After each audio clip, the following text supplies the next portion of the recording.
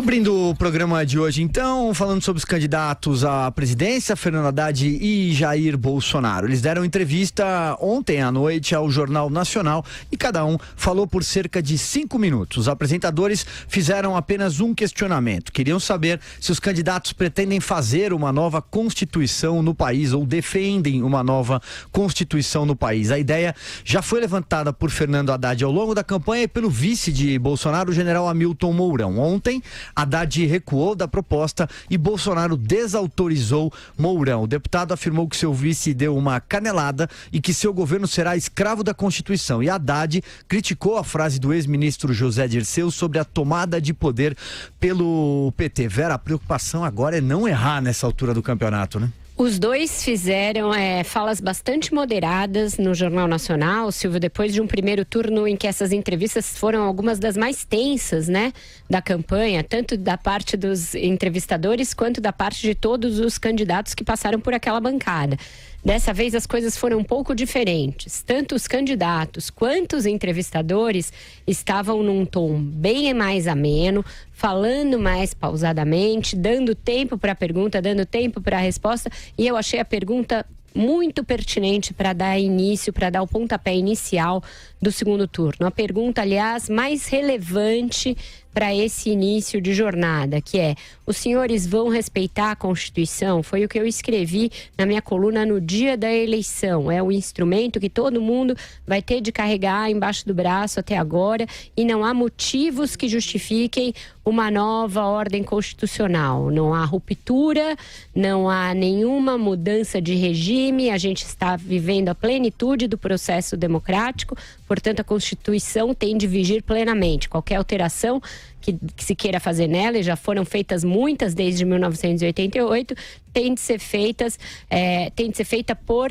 emenda constitucional com o quórum exigido pela Constituição e por intermédio do Congresso, que acaba de ser eleito. É novinho em folha e desse se pode dizer que de fato é novo, porque muita coisa mudou por ali. Então tá tudo certo, achei as respostas dos dois boas e eu achei a do Bolsonaro mais incisiva, mais enfática e mais conclusiva, que dá menos margem a tergiversações. Ele falou que será um escravo da Constituição, desautorizou o seu vice, disse que quem manda é ele e que não há razão para se fazer outra Constituição. O Haddad, por sua vez, também achei importante que ele tenha escanteado José Dirceu e dito que se arrependeu e que mudou de ideia em relação ao programa de governo. Ele teve de fazer um recuo maior, porque ele escreveu aquilo, foi ele quem escreveu, ele é um dos autores do programa de governo e ele defendeu de viva voz, não foi uma interposta pessoa que se fizesse uma Assembleia Constituinte.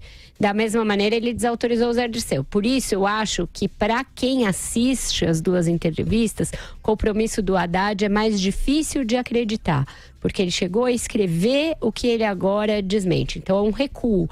No caso do Bolsonaro, não chega a ser um recuo, porque ele nunca propôs, Bolsonaro, e nem escreveu no seu programa de governo que iria mudar a Constituição. Então ele apenas desautorizou o general Mourão, como já fizeram em outros assuntos, e firmou um compromisso, pela primeira vez na campanha, compromisso sólido com a Constituição. O Haddad firmou esse mesmo compromisso, mas teve de fazer um meia-culpa, dizer que se arrependeu do que antes falara e escrevera. Quanto a escantear o Zé Dirceu, ele está escanteado pela própria justiça, ele é um condenado. Mas a gente sabe que ele ainda é ouvido, ainda é uma voz considerada em uma parte do PT, pelo menos. E aí, André Azar, sigo com você. Eu bati muito duramente no modelo de entrevista do Jornal Nacional, aquele ocorrido na bancada com os principais candidatos nas pesquisas naquela ocasião. Critiquei o modelo, achei que não funcionava, que era agressivo, que não dava tempo para que o entrevistado, afinal um candidato a presidente, pudesse formular as suas ideias. Um equívoco que certamente vai ser revisto para 2022. Agora é hora de elogiar. Essa de ontem deu o tom de moderação perfeitamente respondido pelos candidatos. E, nesse sentido, primorosa a escolha editorial, porque é uma escolha editorial, de colocar para os candidatos assumirem publicamente um compromisso ou não com a democracia. Porque quando se assume um compromisso com a Constituição, com o que está escrito na lei, assume-se o compromisso fundamental com a Constituição Federal. Ambos o fizeram, cada um a seu modo. Entro então na entrevista. Avalio que os dois foram bem, mas que o Bolsonaro foi melhor.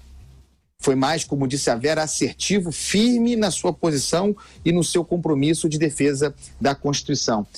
O modo como ele rebaixou ou desautorizou o general Mourão é puro método. E eu acho, podem rir, que ele errou o nome do Mourão de propósito. Errou 2 vezes como forma de colocar o seu vice no devido lugar e dar a devida importância. Fez, inclusive, uma referência hierárquica militar, diz que um é general, ele é militar, mas que nós estamos no presidencialismo, se trata de uma eleição e o presidente, uma vez eleito, será ele, Jair Bolsonaro, ele quem decide. Então, acho que ele foi muito bem e era fácil ir bem, para ser justo, porque, como disse também a Vera, essa fala não foi do Bolsonaro. Não foi o Bolsonaro que inventou uma ideia de revisão constitucional por notáveis, foi o Mourão. No caso do Haddad, que, insisto, também foi bem, sereno, respondendo a pergunta e assumindo o compromisso com a democracia, é difícil de acreditar. Uma coisa é o sujeito encaixar o discurso e o fazer bem. Outra coisa é o modo como isso é percebido pelo eleitor. No caso, o eleitor informado. O programa de governo do PT, aquele que eu chamei de programa Haddad de revanche contra as instituições que derrubaram a Dilma e que fizeram, entre aspas, o tal do golpe, aquele programa foi escrito por Márcio Pockmann e por Fernando Haddad. Aliás, na ordem inversa, Fernando Haddad é o principal signatário, então coordenador da campanha de Lula.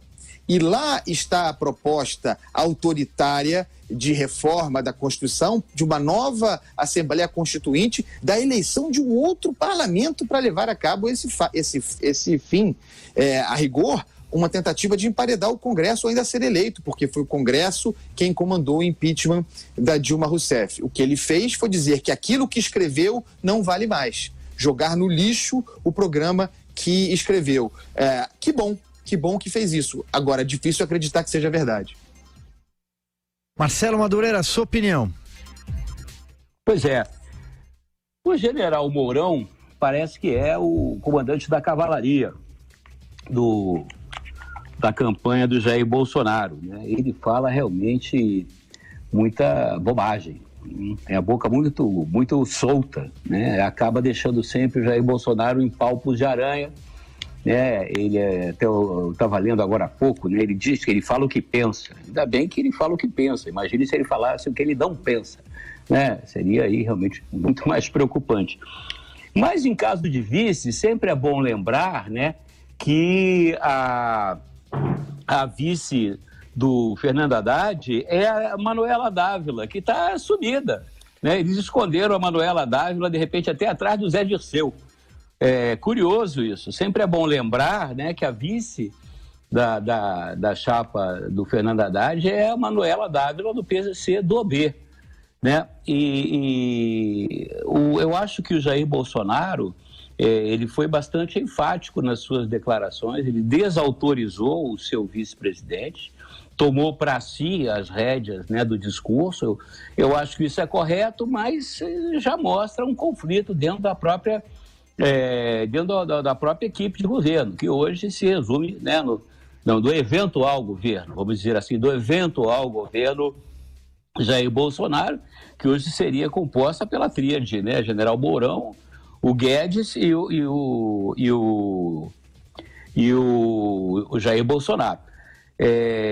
Mas, enfim, a profissão de fé que ele fez, né, na Constituição e na democracia, realmente foi muito mais satisfatório do que as declarações do Fernando Haddad, né? Como a Vera mostrou muito bem, ele já mudou o programa de governo antes mesmo de ganhar as eleições. Isso mostra realmente uma coisa que acho que os brasileiros já estão cansados de saber. Querer acreditar no PT é igual aquele marido traído, né? Que finge não ver as traições da mulher.